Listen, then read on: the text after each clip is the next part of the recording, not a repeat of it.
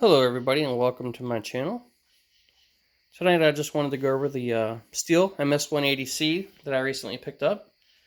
Give you some pros and cons of it from a beginner and a do-it-yourselfer around the house. We don't use this for commercial use or anything. We have a few acres. I've been trimming trees, dropping down some shagbark hickory for cutting up firewood, and just typical use. So picked this one up because it was easy to handle. Step up from the base model, I think was the 170 or the 171. Does not have all the bells and whistles, and I'll explain that to you here in a second. 16-inch bar, easy to manage, doesn't get in your way, easy to maneuver through the pile, trim out trees you've already dropped, whatever you're using it for. So, a couple of the benefits of this one. It does have the easy start here, and really the easy way to tell by looking at this, it sticks out further on the side than most chainsaws. It has a double coil inside of there, so when you pull the string, which is going to be hard for me to do right now because I'm holding the phone, but when you pull the string, it's going to come out about a foot before it actually turns the motor over. Great for you if you have shoulder issues, you're not able to put a powerful pull into a chainsaw to try to get started. Some people like it, some people hate it. I'm still trying to get used to it, I'll be honest with you. I wish this had the flip lock lids like my MS391 does. This is something you need to definitely have your scrunch in your pocket with you out there, wherever you're working.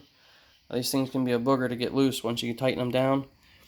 And of course that's what that little slot there is for, to stick your flat end of your scrunch in there, to both loosen and make sure you tighten them down well, for your bar oil and for your fuel. All Stihl products these days are 50-to-1, so it's best to make sure you're mixing that stuff correctly. That way you don't run into issues after the stuff sits for a while. One thing I've learned, and this is really, really important, this model, like most models of the Stihl products, does not have a primer bulb. So don't mistake this for your primer bulb. This is simply to unlock your cover, get to your spark plug, your filter. Of course, the fuel filter is inside the tank. But it's really just the easiest process of locking down your choke. When you pull it, first couple times, you'll hear it burp. And then you're going to move your choke lever up to the middle, and it should start. A lot of people leave the choke on just fully engaged, and they just keep pulling the string, pulling the string, pulling the string, and all you're going to do is flood it. And you're going to think you bought a bad saw, but it's just, put it simple, you're being a bad chainsaw starter. So keep that in mind. The easiest way to do it. On the side, it does not have your traditional nut style chain adjustment. This has a flip lever lock, comes out, loosen it, tighten it. Of course, when you loosen this, it gives you the ability to bring your chain, your bar in or out to adjust your chain. Personally, when I tighten a chain, I'm not making it to where the chain's as tight as it can be. I make it to where you should be able to pull this chain down a little bit, let go, and pop right up back in. And that seems to be working perfectly well for me. I'm sure other people have their own way of tightening a chain, but that's just the way it's worked for me. So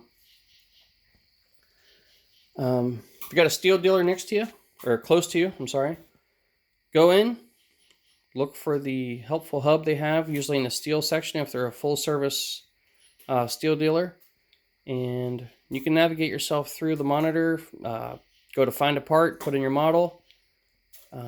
It's all right there for you. If you can't find a salesman, if you can't find someone to help you out right away, it's the easiest way to find. Everything has a part number on it. And here's a good example right here. Take pictures of this stuff before you go. It's going to be the easiest way to find the part you need. No guessing, no having to run back and return what you bought. Take your serial number with you. You know, everything's, of course, mine's a little dirty, but just taking your serial number with you, that's going to help determine what parts you need in one way or another. So, another helpful, a lot of people don't realize this is a sight line here. So when you are in the process of doing your cut, making your wedge, that's the direction you want to keep the saw in for whatever direction you want the tree to fall. I am no professional. I'm not going to go out and show you an example of me doing it. But if you ever wondered what this is for, that's your sight. So just something to keep in mind.